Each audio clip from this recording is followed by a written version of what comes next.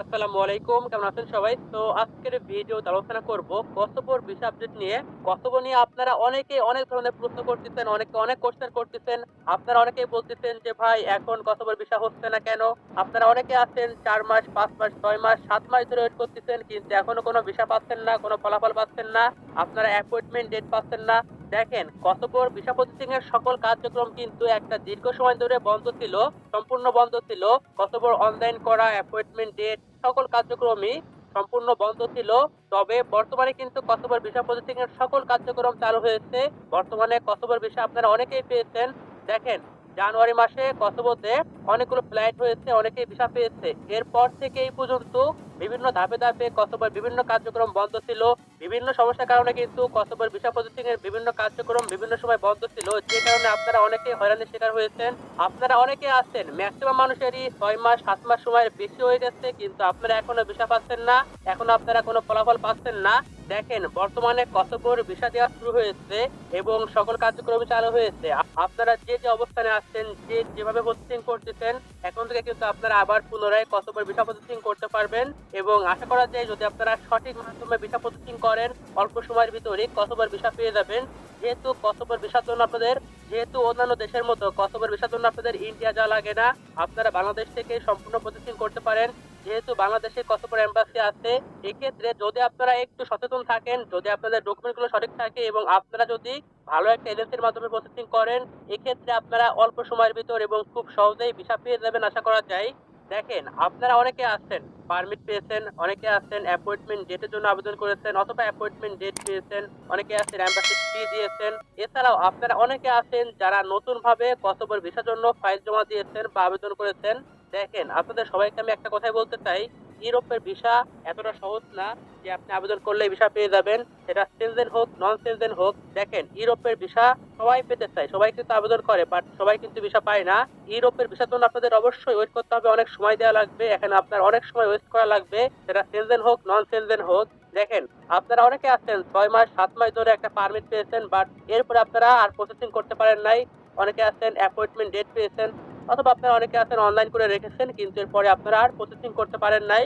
তবে যেহেতু বর্তমানে কসোভো এম্বাসি থেকে ভিসা দেওয়া শুরু হয়েছে, আপনারা যারা একটা দীর্ঘ সময় ধরে প্রসেসিং করতেছেন এবং আপনারা যারা বিভিন্ন প্রসেসিং এ আটকে ছিলেন, আপনারা যদি এখন সঠিকভাবে প্রসেসিং করেন, যদি আপনার সকল ডকুমেন্ট সঠিক থাকে, এক্ষেত্রে কিন্তু আপনাদের ভিসা পাওয়ার সম্ভাবনা অনেক বেশি থাকবে।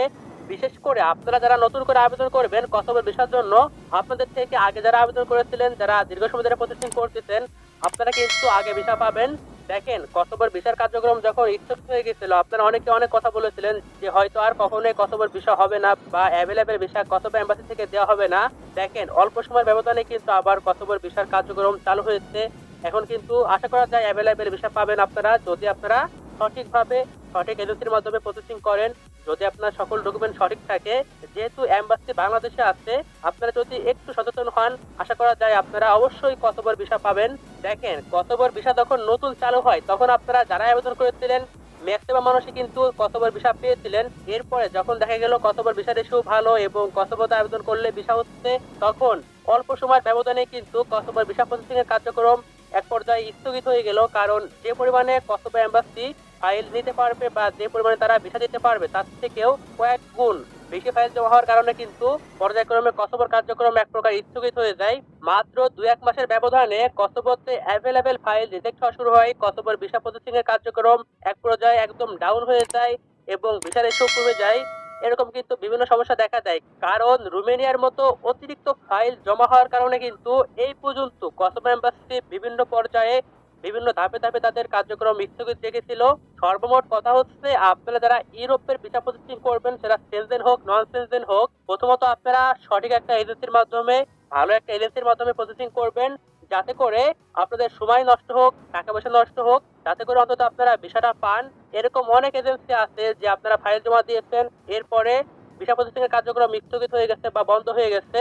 এরপরেও সেই এজেন্সিগুলা যখন আবার ভিসা প্রসেসিং এর কার্যক্রম চালু হয় তখন কিন্তু তারা তাদের সর্বোচ্চটা দিয়ে আপনাদেরকে ভিসা পাওয়ানোর চেষ্টা করে বা ভিসা প্রসেসিং করে থাকে। আর ইউরোপের ভিসা হচ্ছে সম্পূর্ণ ভাগ্য, যদি আপনার ভাগ্যে না থাকে আপনি কোনোভাবেই পাবেন না। তারপরও আপনার অবশ্যই ভালো একটা এজেন্সির মাধ্যমে ফাইল জমা দিলে আপনার কিন্তু ভিসা পাওয়ার সম্ভাবনা অনেক বেশি থাকে। আর বর্তমান সিচুয়েশন অনুযায়ী ইউরোপের ভিসা প্রসেসিং করা অনেক হার্ড হয়ে গেছে।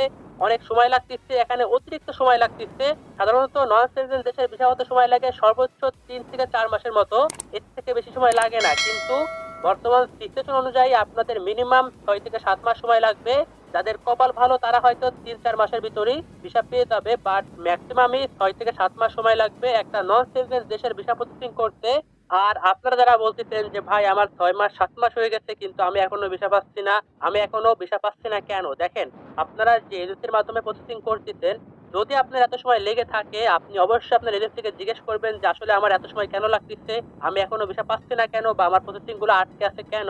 অবশ্যই আপনি তাদের সঙ্গে যোগাযোগ করবেন এবং আপনি এটা জিজ্ঞেস করবেন, দেখবেন আসলে আপনার কি সমস্যা হয়েছে। কারণ অনেক ক্ষেত্রে দেখা যায় বিভিন্ন সমস্যার কারণে সময় বেশি লেগে থাকে। এক্ষেত্রে আপনারা যে এজেন্সির মাধ্যমে প্রসেসিং করতেছেন, শুধুমাত্র আপনাদেরকে সেই এজেন্সিরাই বলতে পারবে যে কি কারণে আপনাদের সময় এত বেশি লাগতেছে। আরেকটা বিষয় হচ্ছে, বাংলাদেশে কতবার এম্বাসি আছে আপনারা এটা অনেকেই জানেন না। আবার আপনারা অনেকেই জিজ্ঞেস করেন যে ভাই কতবার ভিসার জন্য কি ফিঙ্গার দেয়া লাগে কিনা। দেখেন, অবশ্যই আপনাকে ফিঙ্গার দেয়া লাগবে, ফিঙ্গার না দিলে তো আপনি ভিসাই পাবেন না।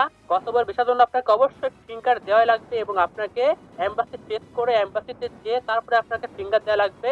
এরপরে আপনি কতবার ভিসা পাবেন যদি আপনার কপালে থাকে।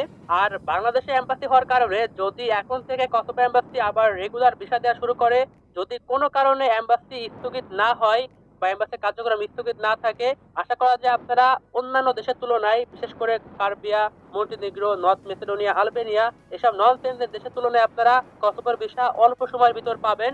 এর একমাত্র কারণ হচ্ছে কসোভো এম্বাসি যেহেতু বাংলাদেশে আসছে, আপনাদের কোথাও যাওয়া লাগবে না, দেশের বাইরে যাওয়া লাগবে না, আপনারা বাংলাদেশ থেকে সকল প্রসেসিং করতে পারবেন। এই জন্য তুলনামূলক সময় অন্যান্য দেশের তুলনায় অল্প লাগবে কসোভোর ক্ষেত্রে। যদি কসোভো এম্বাসি এখন থেকে নিয়মিত ভিসা দেওয়া শুরু করে এক্ষেত্রে।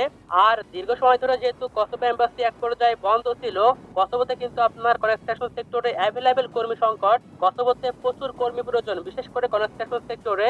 এবং যেহেতু আপনার এখন এম্বাসি থেকে আবার পুনরায় ভিসা দিচ্ছে, যদি কোনো সমস্যা না হয়, যদি এরকম এম্বাসি ওপেন থাকে, তাহলে আশা করা যায় আপনারা অল্প সময়ের ভিতরে কসোভোর ভিসা পেয়ে যাবেন।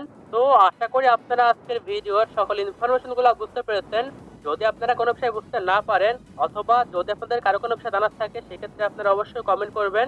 আমি ইনশাল্লাহ আপনাদের প্রত্যেকের কমেন্টে সঠিক উত্তর দেওয়ার চেষ্টা করব। তো আজকে ভিডিও এখানে শেষ করতেছি। আপনারা সবাই ভালো থাকবেন। আল্লাহ হাফেজ।